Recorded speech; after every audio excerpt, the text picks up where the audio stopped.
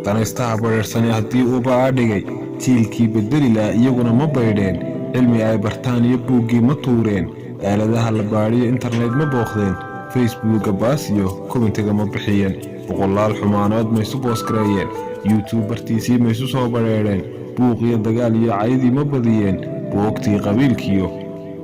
baayadii ma fidiyeen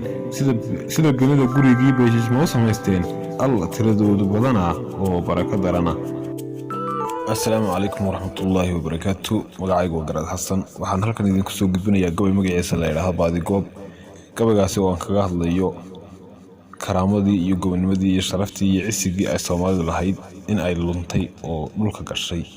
waxa kale oo gabaygaasi ka hadlaya doorkii dhalinyaradu ay ku lahayd bulshada in uu meesha ka baxay oo dhalinyaradii Soomaalidu aanay sameeynin wax horumar ah halka dhalinyarada kale ee caalamku ay ku fikiraan hindisa cusub iyo in ay soo kordhiyaan wax cusub oo wadanka ku soo kordhiyaan waxaas probably ku sameeynaa dhalinyarada Soomaalida iyo dhalinyarada ummadaha kale waayo dhalinyarada ayaa ummad bedeli karta marka anigoo aan rabin inaan hadalka sii badiyo waxaan rabaa inaan gabayga bilaabo. dadkan beeratama hayee buuxshay dunidii mid walbaaba baro muuqatiyo wuxuu beegsadaa jira dayaxa bidhaamaba rag baa booqasho u tegay xidigaha rag baa beegsadoo beerashuud galay baalaley sideedii rag baa buubay samada niman baa boqoloo arlada badi ku soo meeray niman baa badweyntiya u galay baaxad sooraha baasiinka niman baa ka qodo 10 kun oo baac niman baa barkada dheemantoo socod ku baashaala niman baa bu'diisiyo cilmiga barashadii gaadha bulshadooda niman baa ku haga hogol barwaaqeede badaan eega Soomaaliduna halkay baratankii gaadhay dad belaysan oo boobkiyo dilkuba uu bilaash yahay daris buuqa oo aan midnaba garabshiyo bixinaynin beela dirir iyo colaad boqol ku kala aasta badow eexiya qabiil loo boqranahayo waa waxa bartaa maanta dhigay bilicda muuqeena buugaagta qoran iyo haddaad baadha magaceena 100 sano horteed haddaan dib uga baalayna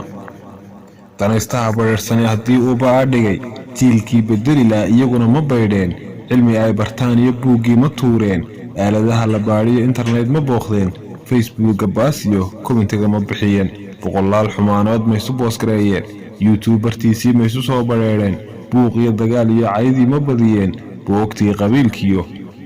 baayadii ma fidiyeen sida binada gurigii beeshiis ma u samaysteen alla tiradoodu badanaa oo barako darana.